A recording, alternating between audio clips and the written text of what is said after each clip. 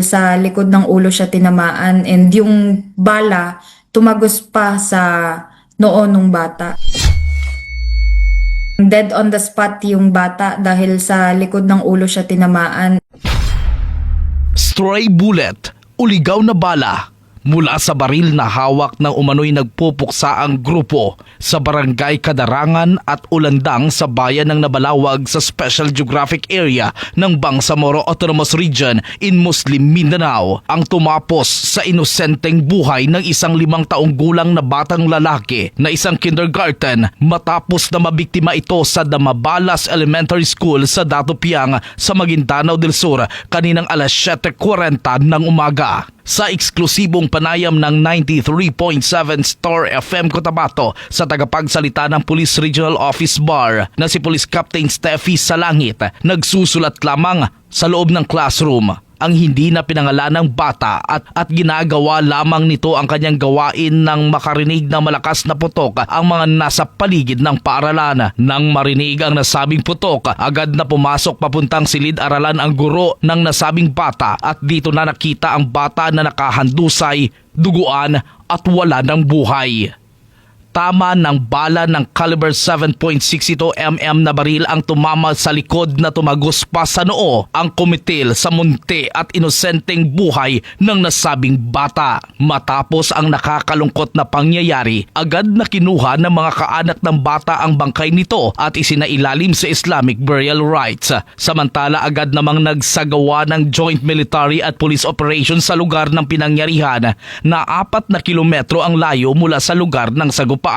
Matagal na anya umano ang rido ng nasabing mga grupo sa kalapit bayan at isinailalim na umano ito sa tinatawag na settlement kung kaya laking gulat nila na nagsagupaan muli ang mga sangkot na grupo. Yung bata kasi nasa loob ng classroom eh. According sa investigation, nagsusulat yung bata sa kanyang desk. So, habang nagsusulat siya, nakarinig yung mga tao din doon ng sudden na burst of fire. Pagkarinig nila, pumasok yung teacher sa loob ng classroom. Doon niya nakita yung bata na nakabulagta na and duguan na din yung pinagkakapwestuhan niya. So yun nga, nakakalungkot kasi parang dead on the spot yung bata dahil sa likod ng ulo siya tinamaan and yung bala tumagos pa sa noo nung bata. Sa kabilang dako sa panayam sa guro ng biktima, isinalaysay nito ang naganap na pangyayari na kumitil sa buhay ng bata na ayon sa kanya ay mabait at handang matuto na mag-aral. Ayon sa kanya, sunod-sunod na putok ang narinig nito simula pa kagabi galing sa barangay Ulandang. At kinabukasan, hindi nito inaasahang tinamaan na ang bata at pagsilip nito, nakatumba na at wala ng buhay. Dagdag pa ng guro, punit at kita na sa nasabing insidente ang utak ng bata dahil sa impact ng bala na tumama dito. Bagamat naganap ang insidente, hindi pa rin batid kung magiging tuloy-tuloy pa rin ang pasok ng mga bata sa paaralan habang nagaganap ang putukan sa kalapit nitong lugar at hindi pa rin batid kung anong mga interbensyon ang gagawin ng pamahalaan sa bayan at iba pang ahensya upang mawala o malimutan ng mga bata maging ng guro ang trauma na dala ng nasabing insidente. Pagsilip ko dito, ma'am, is nadapa na yung bata, ma'am, nagtumba na. Then, malaki masyado yung buko niya kasi talagang tiningnan ko. So, hindi ko na talaga kaya, ma'am, kasi kasabay nung dugo yung utak niya, ma'am, maglabas ma'am doon sa butas. Parang na-headshot talaga, no? Yes. Kasi, yung ito siya parang may butas. Wala kasi itong punit, ma'am. Okay. Walang punit, ma'am. Then yung ma'am, yung way ng tela, ma'am, di ba? Parang nagpasok. Pumasok yung thread. Yung mga thread, ma'am, ng tela.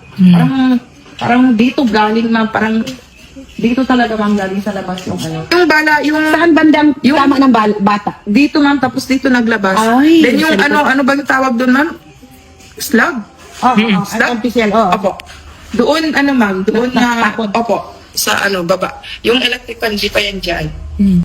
Sa huli, ipinahayag ni spokesperson Police Captain na sa langit sa mga magulang at mag-aaral na patuloy silang magbabantay sa paaralan at iba pang mga lugar upang maiwasang maulit at mapanagot ang mga sangkot sa kalunos-lunos na insidente ng isang bata na walang kaalam-alam sa mundo. Para naman po sa mga parents ng mga estudyante doon sa Datupiang municipality, hindi naman po natin itinitigil yung mga anti-criminality operations, lalo na po sa part natin sa pulisya. So makakaasa po kayo na patuloy po yung pagpapatupad natin ng kaayusan and pagsiguro natin sa safety ng ating mga anak kahit saan man dito sa Bangsamoro Autonomous Region. At yan ang aking report. Ako si Star DJ Tom and this is Bombo Radio Philippines, the #1 and most trusted source of news and information. Basta Radyo! Bombo!